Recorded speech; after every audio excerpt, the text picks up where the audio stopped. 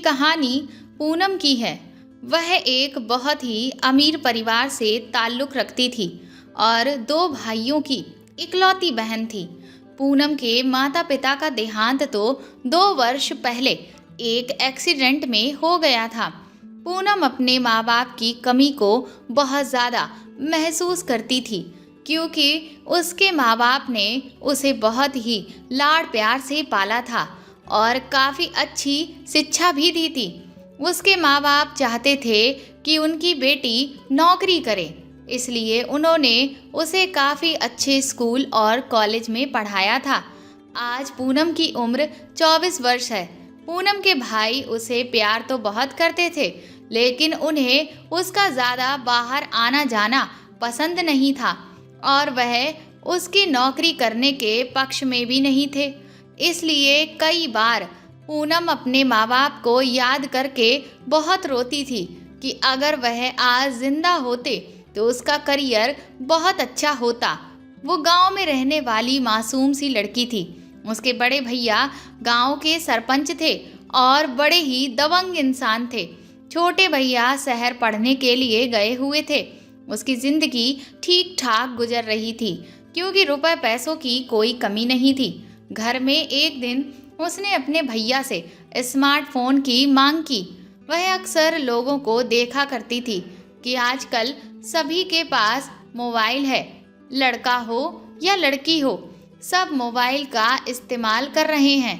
लोगों को देखकर उसे भी मोबाइल चलाने की इच्छा होती थी, इसलिए उसने अपने भैया से मोबाइल की डिमांड की। उसके बड़े भैया ने फौरन ही उसे नया स्मार्टफोन दिला दिया। नया मोबाइल देखकर वो बहुत ज़्यादा खुश हो गई थी। उसने सोशल मीडिया पर भी अपना अकाउंट बना लिया था। वो अपने अच्छे अच्छे फ़ोटो क्लिक किया करती थी। पूनम बहुत ज़्यादा खूबसूरत थी। जब उसने सोशल मीडिया पर अपना फ़ोटो अपलोड किया तो बहुत सारे कमेंट और लाइक्स आने लगे थे। लोग उसे बहुत ज़्यादा पसंद करने लगे थे। एक दिन सोशल मीडिया पर उसकी बात एक अमित नाम के लड़के से हुई। वह लड़का बहुत ज़्यादा समझदार था। उसने उसे समझाया कि तुम अपने फ़ोटोज़ सोशल मीडिया पर अपलोड मत किया करो। लोग लड़कियों के फ़ोटोज़ का गलत फ़ायदा उठा लेते हैं। तभी पूनम ने अपने सारे फ़ोटोज़ सोशल मीडिया से डिलीट कर दिए। धीरे धीरे उसकी दोस्ती अमित से बढ़ने लगी और उन दोनों की दोस्ती देखते ही देखते कब प्यार में बदल गई उन्हें पता ही नहीं चला। वो रोज़ाना अमित से फ़ोन पर बात किया करती थी और अमित से चैटिंग भी होती थी। वह गांव में रहने वाली लड़की थी और अमित शहर का रहने वाला लड़का था। अमित उसे बहुत प्यार करने लगा था। वह भी अमित से बहुत प्यार करने लगी थी। दोनों एक दूसरे के प्यार में खोते ही चले जा रहे थे। एक दिन उसे पता चला कि उसके भैया ने गांव के ही एक टीचर से उसकी शादी तय कर दी है, लेकिन वो तो अमित से प्यार करती थी, फिर वह किसी और से कैसे शादी कर सकती है। उसने अपनी भाभी को बताया कि वह अमित से प्यार करती है और ऐसे भैया बिना पूछे उसकी किसी से भी शादी कैसे तय कर सकते हैं। उन्हें एक बार उसकी इच्छा तो पूछ ही लेनी चाहिए थी। उसकी भाभी ने कहा कि देखो पूनम, तुम्हारे भैया लव मैरिज पर विश्वास नहीं करते हैं। उनका यही मानना है कि वह तुम्हारे बड़े हैं और तुम्हारे लिए कोई भी गलत फैसला नहीं करेंगे। पूनम ने कहा कि बड़े हैं इसका मतलब ये तो नहीं कि मेरी मर्जी जानने की भी नहीं सोचेंगे।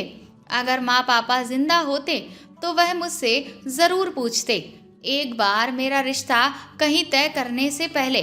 पूनम की भाभी ने कहा कि चलो ठीक है, मैं तुम्हारे कहने पर तुम्हारे भैया से बात करके देखूंगी, लेकिन वह बहुत गुस्से वाले हैं और मुझे नहीं लगता कि वह अपना फैसला बदलेंगे।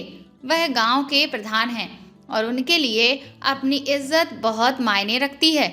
उसकी भाभी ने जब उसके भैया को बताया कि पूनम किसी और लड़के से प्यार करती है और सोशल मीडिया पर उसकी उससे बातचीत हुई है, तो उसके भैया ने उसका मोबाइल छीन लिया और कहा कि ऐसे लड़कों से दूर रहो, वह बिल्कुल भी अच्छे नहीं होते हैं।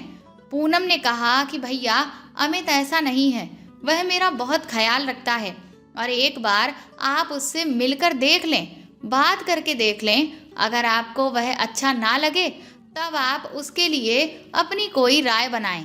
बिना मिले बिना देखे ही आप उसे गलत कैसे कह सकते हैं? अगर आप चाहें तो उसके बारे में पता भी कर सकते हैं। अरेंज मैरिज में भी तो एक अनजान लड़के के बारे में सिर्फ लोगों के जरिए पता ही तो किया जाता है। तो आप चाहें तो उसके बारे में भी पता लगा सकते हैं और उससे मिलकर उसके स्वभाव का अंदाज़ा लगा सकते हैं।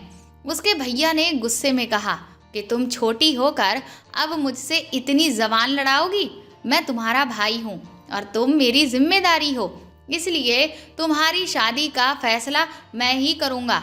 मैं मम्मी पापा की तरह तुम्हारे नखरे नहीं झेल सकता और मेरी इस गांव में बहुत इज्जत है।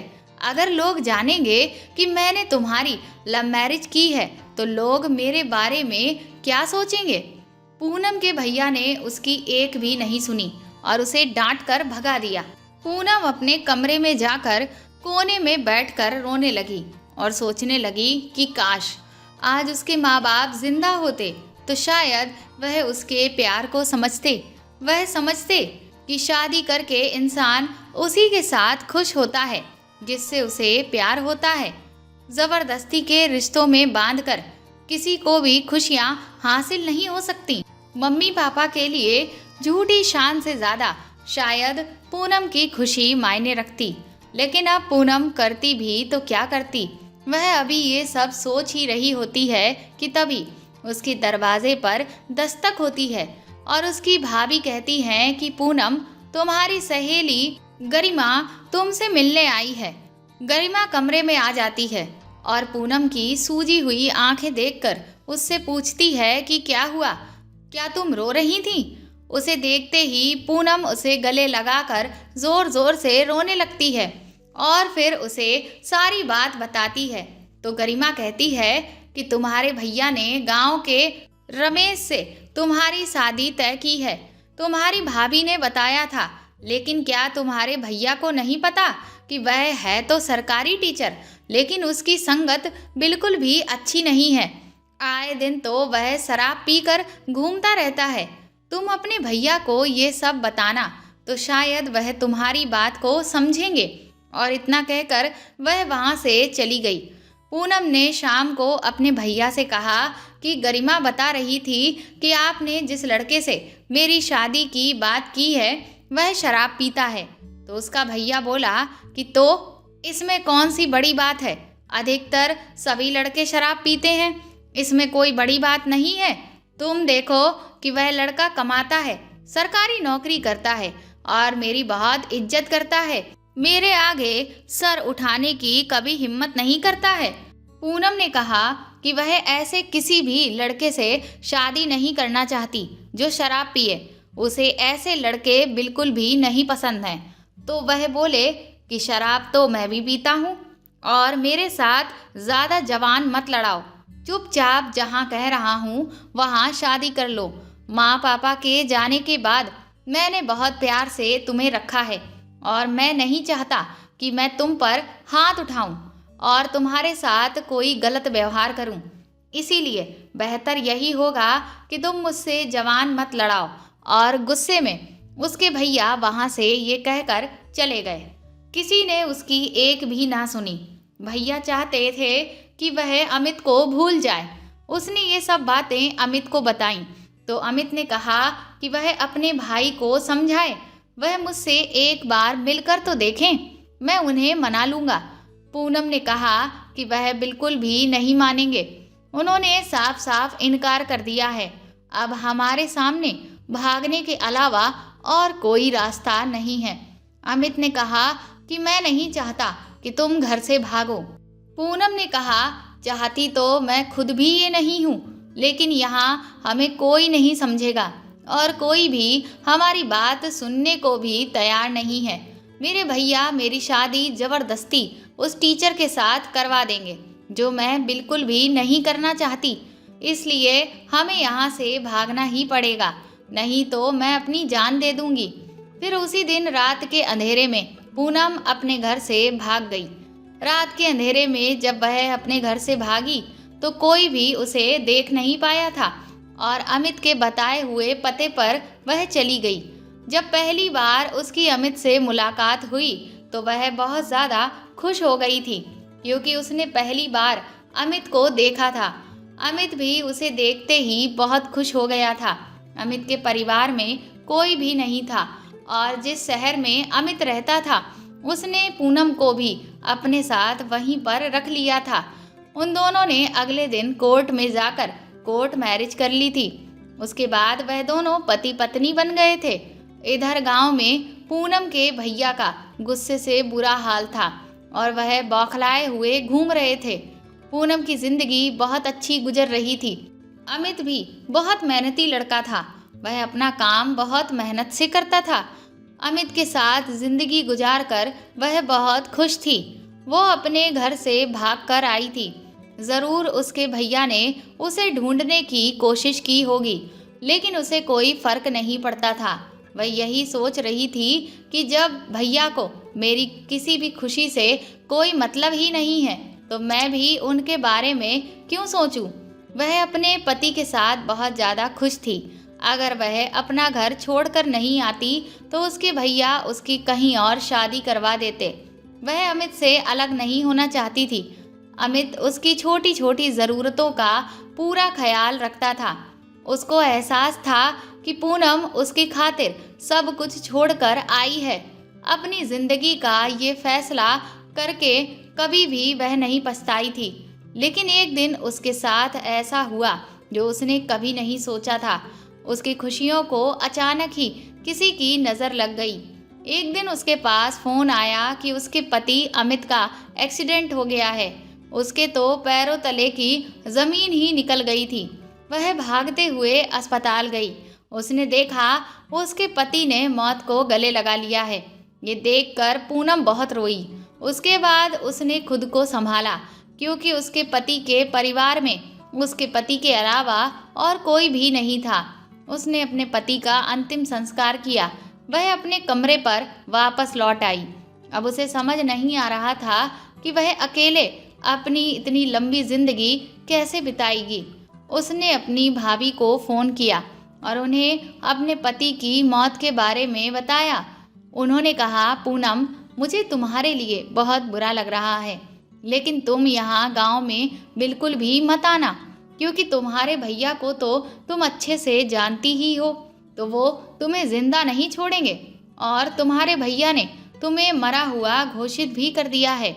उन्होंने गांव में ये खबर फैला दी कि तुम्हारी एक हादसे में मौत हो गई है और झूठी लाश लाकर गांव वालों को दिखा दी। अब मैं चाहकर भी तुम्हारी कोई मदद नहीं कर सकती, वरना तुम्हारे भैया मेरे साथ बहुत बुरा बर्ताव करेंगे। और उसकी भाभी ने रोते हुए फ़ोन रख दिया। उसकी भाभी ने हिम्मत करके पूनम के भैया को पूनम के बारे में बताया तो उन्होंने उसकी भाभी का हाथ बहुत कसके दबा दिया और बोले कि वो हमारे लिए मर चुकी है। वो उसके साथ चाहे जो हो, मुझे कोई फ़र्क नहीं पड़ता। आज के बाद उससे गलती से भी बात मत करना, वरना तुम्हारा वो हाल करूँगा कि रूह कांप जाएगी। भाई की ऐसी बातें सुनकर पूनम को बहुत ज़्यादा बुरा नहीं लगा, क्योंकि उसे पूरी उम्मीद थी कि उसके भैया इसी तरह की हरकत करेंगे, क्योंकि उनके लिए अपनी शान से बढ़कर कुछ भी नहीं है।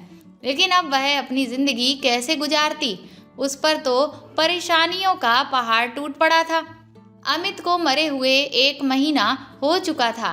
कुछ दिनों तक तो आस पड़ोस के लोगों ने उसकी मदद की, लेकिन वह लोग भी आखिर कब तक पूनम की मदद करते। जब अपने मदद नहीं कर रहे हैं तो फिर गैर भी कहाँ तक मदद करेंगे। कुछ दिन तो उसने घर की कुछ चीज़ों को बेचकर अपना गुजारा किया, लेकिन फिर एक दिन मकान मालिक अपना किराया लेने के लिए आ गया। उसके पास इतने पैसे नहीं थे कि वह मकान मालिक को उनका किराया दे सके, इसलिए मकान मालिक ने उसे घर खाली करने को कह दिया। पूनम के इतने बुरे दिन आ गए थे कि उसके पास कुछ भी बेचने के लिए भी नहीं बचा था और वह भूख से मर रही थी।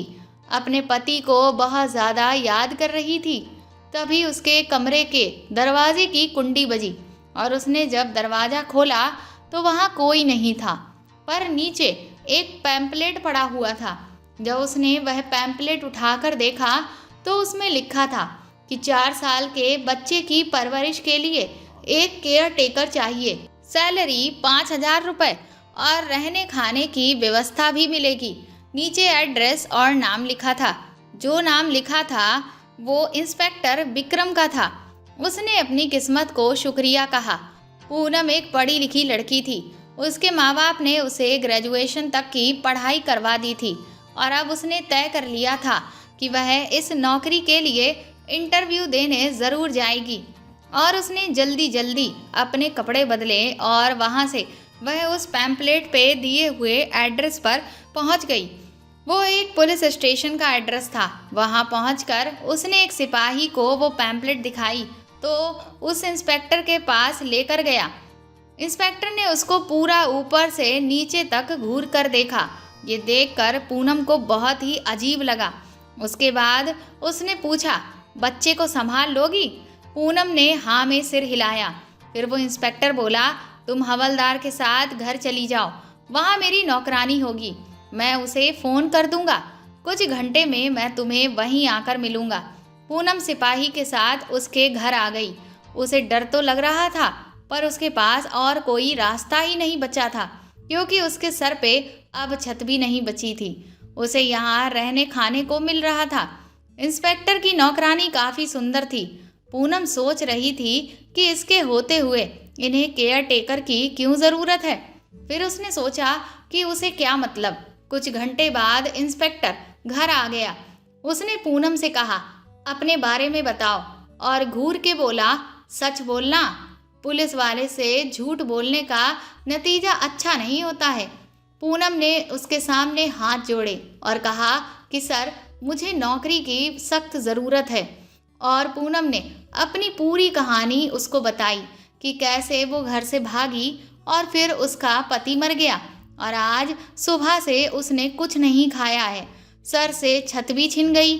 और उसने अपनी पढ़ाई लिखाई के बारे में भी बताया। वो इंस्पेक्टर अकड़ कर बोला कि तुम्हारी दुख भरी दास्तान में मुझे कोई इंटरेस्ट नहीं है। तुम पढ़ी लिखी हो, इसलिए मैं तुम्हें काम पर रख ले रहा हूँ, क्योंकि मैं चाहता हूँ कि मेरे बच्चे की परवरिश कोई पढ़ी लिखी औरत करे, वरना इस घर में बाकी कामों के लिए तो नौकर लगे हैं, पर वो पढ़े लिखे नहीं हैं। तुम्हें घर के काम नहीं करने हैं, तुम सिर्फ मेरे बच्चे का ख्याल रखना। अगर उसमें कोई कमी लगी तो मैं तुम्हें इस नौकरी से निकाल दूंगा, समझ गई? पूनम ने सर हिला दिया।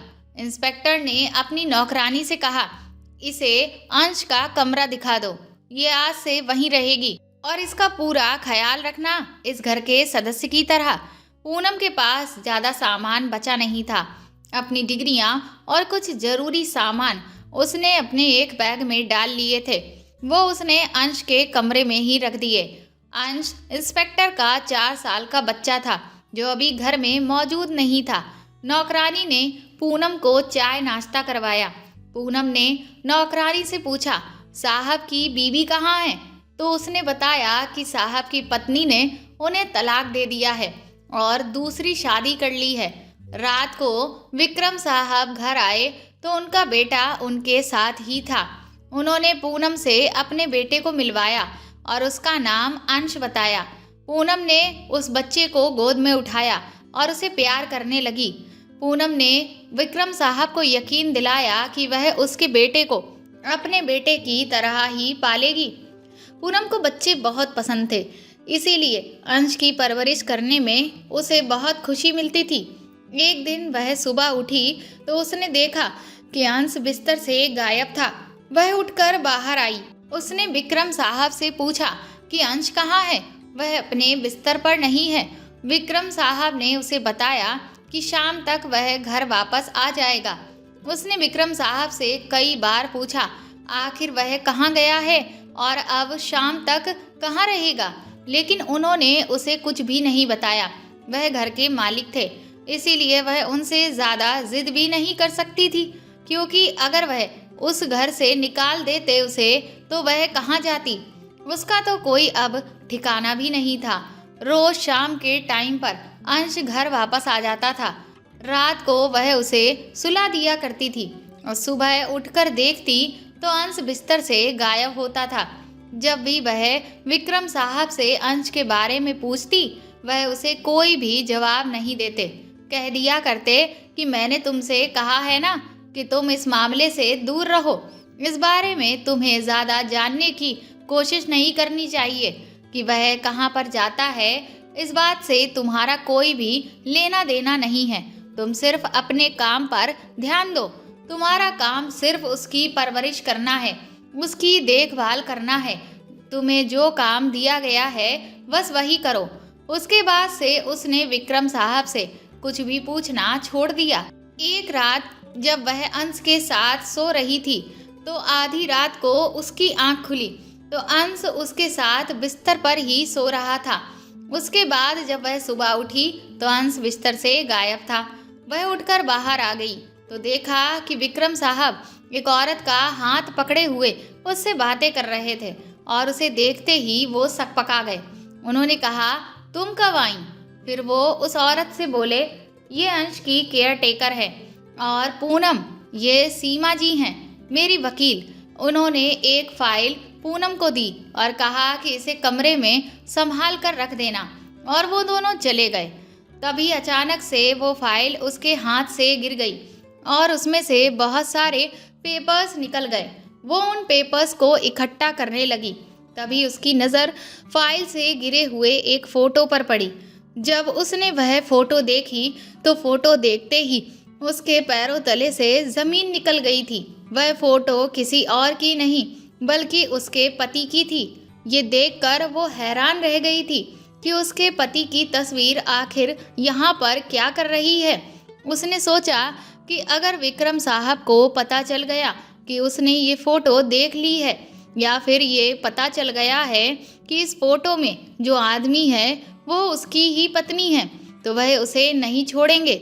उस टाइम डर की वजह से उसने जल्दी जल्दी सारे कागज़ एक साथ इकट्ठे किए और उस फाइल को तैयार करके विक्रम साहब के कमरे में रखकर वापस आ गई थी। लेकिन अब उसे डर लगने लगा था और सबसे बड़ी फिक्र की बात तो ये थी कि उसे पहले से ही विक्रम साहब के देखने का तरीका अजीब लगता था। इसके बावजूद भी वो यहाँ से नहीं जा सकती थी क्योंकि इस घर के अलावा उसका कोई और ठिकाना नहीं था और उसे उस बच्चे से प्यार हो गया था। ऐसा लगता था जैसे ये बच्चा उसका ही है और अब उसे इस फोटो का राज भी जानना था। आखिर इस पुलिस वाले आदमी के पास उसके पति का फोटो कैसे आया?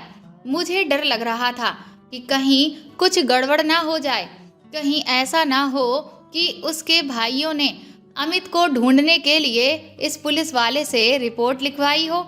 लेकिन उसके भाइयों ने तो अमित को देखा ही नहीं था। उसके कुछ भी समझ में नहीं आ रहा था। न जाने उसके दिमाग में क्या क्या ख्याल आ रहे थे। उस आदमी से पूछने की तो उसके अंदर हिम्मत नहीं थी। एक रात पूनम को तेज प्यास लगी तो वो किचन से पानी लेने के लिए गई। पानी पीकर वो वापस आ ही रही थी कि तभी विक्रम साहब के कमरे से उसे अजीब अजीब सी आवाज़ें आती सुनाई दी। वो सोचने लगी कि विक्रम साहब तो अकेले सोते हैं, फिर ये आवाज़ें कैसी आ रही हैं। धीरे धीरे वो आवाज़ें तेज हो गईं तो उसने की होल से देखा तो अंदर का नज़ारा देख पूनम के तो पैर कांपने लगे। विक्रम साहब अंदर एक औरत को झुका के पीछे से उसे जोर जोर से धक्के मार रहे थे। इससे आगे उससे देखा नहीं गया। वो औरत कौन थी ये भी दिख नहीं पाया था। डर के कारण उसकी हालत खराब हो गई थी। वो चुपचाप बिस्तर पर लेट गई और सोचने लगी कि साहब अच्छे आदमी नहीं हैं, तभी उनकी पत्नी ने उन्हें तलाक दे दिया। वो मुझे भी कैसे घूर घूर के देखते हैं। अब तो वो खुद को इस घर में असुरक्षित महसूस करने लगी थी। उसके बाद भी 2-3 बार ऐसा ही हुआ कि रात को उसकी आंख खुलती तो साहब के कमरे से आवाज़ें आती सुनाई देती। उसका और साहब का कमरा लगा हुआ ही था। एक दिन वो सोई नहीं उसने सोचा आज वो देखेगी कि साहब के साथ कौन औरत होती है, तो वो लेटे लेटे इंतजार करती रही। जैसे ही सुबह के 3 बजे दरवाज़ा खुलने की आवाज़ आई, वो धीरे से दीवार की आड़ में खड़े होकर देखने लगी। उस औरत पर जब उसकी नज़र पड़ी तो उसकी आंखें फटी की फटी रह गई थी, क्योंकि वो तो नौकरानी थी जो घर में खाना बनाने का काम करती थी। अब तो उसे कुछ समझ ही नहीं आ रहा था। उसे लग रहा था कि वो इस घर से भाग जाए, कि कहीं उसके साथ कुछ गलत ना हो जाए, लेकिन उसकी मजबूरी, वो भाग भी नहीं सकती थी। वो चुपचाप सो गई। सुबह उसे उठने में देर हो गई थी। उठते ही उसके दिमाग में कल रात की बातें आने लगीं और वो सोचने लगी कि विक्रम साहब उस दिन अपनी वकील का हाथ पकड़े थे। कल नौकरानी के साथ वो ये सोच ही रही थी, तभी उसने देखा अंश बिस्तर पर नहीं था। पता नहीं विक्रम साहब उसे दिन में कहाँ छोड़ आते हैं। अब पूनम को इस घर में बहुत अजीब लग रहा था। नौकरानी थोड़ा लंगड़ा कर चल रही थी।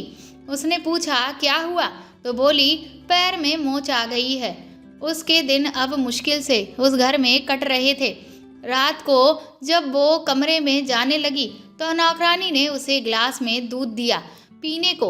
उसने कहा ये किस लिए, तो बोली विक्रम साहब ने आज से नियम बनाया है कि रात में सबको दूध पीना है। उसे बड़ा अजीब लगा, पर विक्रम साहब कुर्सी पर सामने बैठे उसे ही घूर रहे थे, तो उसने दूध पी लिया और अपना कमरे में चली गई। अंश को वो सुला ही रही थी कि उसे भी बहुत तेज नींद आने लगी और वो कब गहरी नींद में सो गई पता ही नहीं चला। सुबह काफ़ी देर से उसकी आंख खुली। उसका सर भारी भारी हो रहा था और शरीर भी बहुत दर्द हो रहा था और उसे अपने कपड़े भी कुछ अस्त व्यस्त लग रहे थे। उसे समझ नहीं आ रहा था क्या हुआ।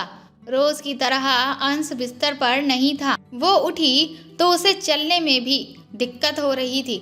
मुश्किल से उसने जैसे तैसे नहाया धोया। फिर उसने ध्यान दिया कि हफ्ते में एक दिन उसके साथ ऐसा होता था। 1 महीना यूं ही गुजर गया था और वो समझ नहीं पा रही थी कि उसके साथ क्या हो रहा है। उसे इस घर में आए हुए 2 महीने हो गए। 1 महीना तो उसका बहुत आराम से गुजरा, पर पिछले 1 महीने से उसके साथ अजीब अजीब चीज़ें हो रही हैं। वो ये सब सोच ही रही थी कि तभी उसके दिमाग में आया कि शुरुआती महीने में वो रात को सोने से पहले दूध नहीं पीती थी। पिछले 1 महीने से ही वो रात में दूध पीती है, लेकिन दूध तो वो रोज पीती है, पर रोज तो उसके साथ ऐसा नहीं होता। हफ्ते में 1 बार ही होता। फिर उसने सोचा इस हफ्ते मैं दूध नहीं पीऊँगी। अगर उसकी वजह से होगा तो पता चल जाएगा। नौकरानी उसके कमरे में दूध दे जाती थी और वो रोज़ वो दूध खिड़की से फेंक देती थी। 4 दिन यूं ही गुजर गए, कुछ भी नहीं हुआ। इसलिए 5वें दिन वो बेपरवाह होकर सो गई। आधी रात बीतने के बाद उसे कमरे में कुछ हलचल लगी, जिससे उसकी आंख खुल गई, लेकिन वो बिल्कुल भी हिली नहीं। फिर उसे महसूस हुआ कि कोई उसके बिस्तर के पास आया है। वो यही सोच रही थी कि साहब की इतनी हिम्मत हो गई कि वो मेरे साथ, आज मैं इन्हें छोड़ूंगी नहीं। उसके बाद उस आदमी ने जैसे ही उसके सीने पर हाथ रखा, पूनम ने तुरंत नाइट लैंप जला दिया। उसके बाद सामने का नज़ारा देख उसके होश उड़ गए। कमरे में जो आदमी था वो विक्रम साहब नहीं, बल्कि उसका ही पति था। पूनम को तो चक्कर ही आने लगे। उसका पति तो मर गया था, फिर वो यहाँ कैसे? उसे यकीन नहीं आ रहा था कि वह जिंदा है और बिल्कुल सही सलामत है, उसके सामने खड़ा है। अमित भी उसकी तरफ गौर से देख रहे थे और उनकी आंखों में उस वक्त आंसू नजर आ रहे थे। अमित ने उससे कहा, पूनम यकीन कर लो, मैं ही हूँ, तुम्हारा अमित, जो तुमसे बहुत प्यार करता है। देखो मैं जिंदा हूँ। और ये कहते हुए वह उसके पास आया। पूनम उसको छूकर देख रही थी। उसे अब यकीन हो गया था कि वह सच में ही जिंदा है और उसके सामने बैठा है। वो उनके गले से लगकर खूब रोने लगी। वह भी उससे लिपटकर खूब रो रहा था। अमित के जाने के बाद उसके साथ जो कुछ भी हुआ था वह सब याद करके उसे बहुत ज़्यादा तकलीफ हो रही थी। उसने अमित से पूछा, अगर आप जिंदा थे तो वह कौन था जिसकी डेड बॉडी उसने देखी थी हॉस्पिटल में? और उसने अमित से कहा कि आपको मालूम था कि मेरा आपके अलावा इस दुनिया में कोई भी नहीं है, तो आप इतने महीने तक मुझसे दूर क्यों रहे? वो रोए चली जा रही थी और कहे जा रही थी। अमित ने उससे कहा, क्योंकि मेरे पास बहुत सारे ऐसे राज हैं जिसको सुनकर तुम चौंक जाओगी। आज मैं तुम्हें एक एक करके सारे राज बताना चाहता हूँ। सबसे पहले तो पिछले 1 महीने से हर हफ्ते मैं ही तुम्हारे पास यहाँ आता था, क्योंकि मैं तुमसे मिलना चाहता था। उसने कहा, अमित, अगर आप जिंदा थे तो आप इतने टाइम से कहाँ पर थे? मुझे आपके बारे में सब कुछ जानना है। अमित ने उससे कहा कि मैं तुम्हें अपने बारे में सब कुछ बता दूंगा। जब तुम अपना घर छोड़ने के बाद यहाँ पर आ गई थी और हमने शादी कर ली थी, तो कुछ दिनों के बाद तुम्हारे भाइयों ने भी यहाँ आकर हमारे बारे में सारी इन्फॉर्मेशन निकाल ली थी। उन्होंने अपने गांव में तो सबको ये बता दिया था कि तुम मर चुकी हो एक एक्सीडेंट में, और मौके पर ही तुम्हारी मौत हो गई थी। तुम्हारे भाइयों ने गांव में झूठ बोल दिया था और तुम्हें मरा हुआ साबित कर दिया था, लेकिन वह लोग मेरे दुश्मन हो गए थे क्योंकि मैंने तुमसे शादी कर ली थी। मेरी जान मुसीबत में आ गई थी। मैं नहीं चाहता था कि तुम भी दर दर की ठोकरें खाती फिरो, क्योंकि मैं तुम्हें छोड़कर जाने वाला था। मुझे पता चल गया था कि तुम्हारे भाई मुझे जगह जगह ढूंढ रहे हैं। तुम्हारे भाइयों ने मुझे बार बार कई नौकरियों से निकलवाना शुरू कर दिया। एक दिन तुम्हारे भाइयों को मेरे मोबाइल नंबर के बारे में पता चल गया और उन्होंने मुझे फ़ोन किया। फ़ोन करके उन्होंने मुझे जान से मारने की धमकी दी और कहने लगे कि मेरे साथ साथ वह तुम्हारी भी जान ले लेंगे। इसलिए मैं तुम्हें वहाँ से छोड़कर चला गया था, क्योंकि वह लोग मेरे पीछे पड़े हुए थे। मैं नहीं चाहता था कि मेरी जान के साथ साथ तुम्हारी जान को भी खतरा हो। अगर वह लोग मुझे ढूंढ लेते तो वह मुझे मार ही डालते, लेकिन अगर मेरे साथ वह तुम्हें भी ढूंढ लेते तो तुम भी मारी जाती। मैं नहीं चाहता था कि वह लोग तुम्हें मारें। एक दिन मैं रास्ते से जा रहा था, तभी अचानक ही एक कार ने मुझे टक्कर मारने की कोशिश की, लेकिन मेरी किस्मत अच्छी थी कि मैं उस एक्सीडेंट में बच गया। मेरी जगह दूसरा आदमी तुम्हारे भाई की कार से टकरा गया और उसका एक्सीडेंट हो गया और उसकी जान भी चली गई। तभी मौके पर मैं वहाँ से भाग निकला। तुम्हारे भैया जानबूझकर मुझे मारना चाहते थे। उसके बाद भी तुम्हारे भैया का मेरे पास फ़ोन आया और कहने लगे कि अगर तुम बच गए हो तो ये मत सोचना कि तुम हर बार बच जाओगे। जब तक हम तुम्हें मार नहीं देते, हम सुकून से नहीं बैठेंगे। जिस घर में तुम रह रही हो, ये मेरे दोस्त का घर है।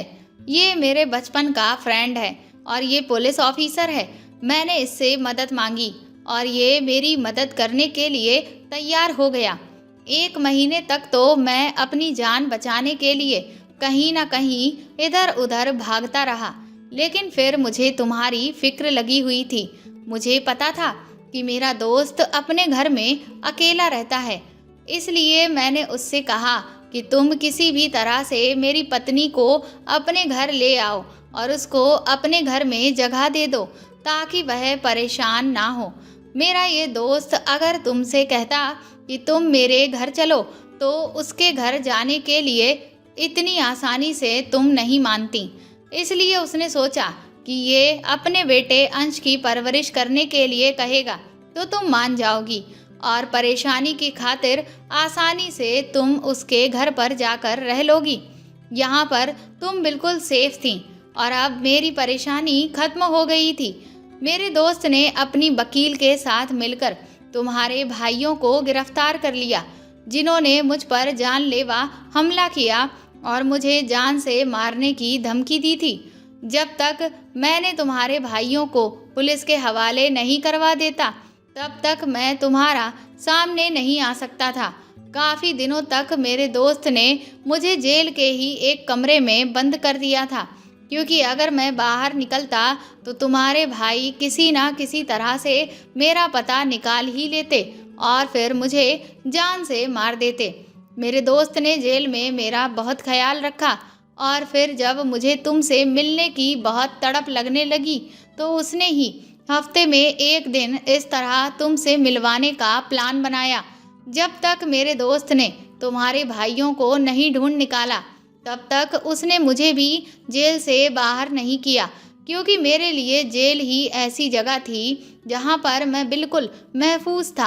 अब तुम्हारे भाइयों को जेल हो गई है और मैं तुम्हारे सामने आ गया हूँ। आज मैं तुम्हें सच बताने वाला था, लेकिन मैंने सोचा था रात बिताने के बाद जब तुम जागोगी तब मुझे देखकर खुश हो जाओगी, लेकिन तुम तो आज मेरे छूते ही जग गईं। पूनम ने कहा, क्योंकि मुझे शक था तो कुछ दिनों से मैं दूध ही नहीं पी रही थी। एक सवाल अब भी पूनम के दिमाग में घूम रहा है, आखिर अंश सुबह होते ही कहाँ चला जाता था। तभी अमित बोला, ये तुम्हें मेरा दोस्त सुबह खुद बताएगा, चलो अभी सो जाते हैं। फिर कई महीनों बाद पूनम अपने पति की बाहों में खो गई। सुबह जब वो उठी तो विक्रम साहब उसके कमरे में आए और बोले, कैसा लगा सरप्राइज। अमित बोला, बहुत अच्छा, लेकिन ये परेशान है कि अंश कहाँ जाता है। तो इंस्पेक्टर विक्रम साहब कहने लगे, मुझे माफ़ कर देना भाभी, अंश सुबह मेरी पत्नी के पास चला जाता था, कुछ घंटे वो स्कूल में रहता था। पूनम ने कहा, आपकी पत्नी? तो वो बोले, हाँ। उसके बाद नौकरानी कमरे में आई और विक्रम साहब के गले से लग गई। वो बोले, ये मेरी पत्नी है, नौकरानी नहीं। अमित की मदद करने के लिए इन्होंने भी नाटक किया था, जिससे आप इस घर में आ सकें, बेटे की परवरिश के बहाने से।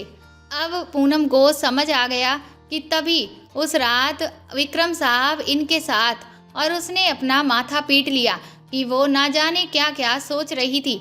आज इस घटना को 1 महीना बीत गया है। पूनम अपने पति के साथ बहुत खुश है। उसके पति की नौकरी लग गई है और पूनम हफ्ते में एक बार अंश से भी मिल आती है और अब वो खुद भी प्रेग्नेंट है। दोस्तों, घर से भागना बेहतर नहीं है, पर घर वालों का भी फर्ज बनता है कि वो अपने घर के लोगों के प्यार को समझें, उनकी पसंद की इज्जत करें और ज़बरदस्ती की शादी ना कराएं।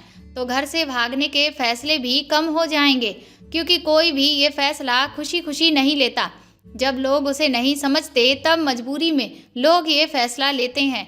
शादी वही बेहतर होती है जिसकी नींव प्यार हो, जोर जबरदस्ती नहीं। तो दोस्तों, आपको ये कहानी कैसी लगी कमेंट करके ज़रूर बताएं और प्लीज़ इस कहानी को ज़्यादा से ज़्यादा शेयर और लाइक करके मेरे चैनल को सपोर्ट करें। साथ ही मेरे इस वीडियो पर जो सुपर थैंक्स का आइकन आपको हार्ट शेप में दिख रहा है, उसको प्रेस करके भी आप मुझे सपोर्ट कर सकते हैं और मुझे सुपर थैंक्स खरीद कर दे सकते हैं। साथ ही अगर आप चैनल पर नए हैं तो सब्सक्राइब करके बेल आइकन को ज़रूर दबा दें, ताकि आगे भी मैं आपको ऐसी ही अच्छी कहानियाँ सुनाती रहूँ। Thank you.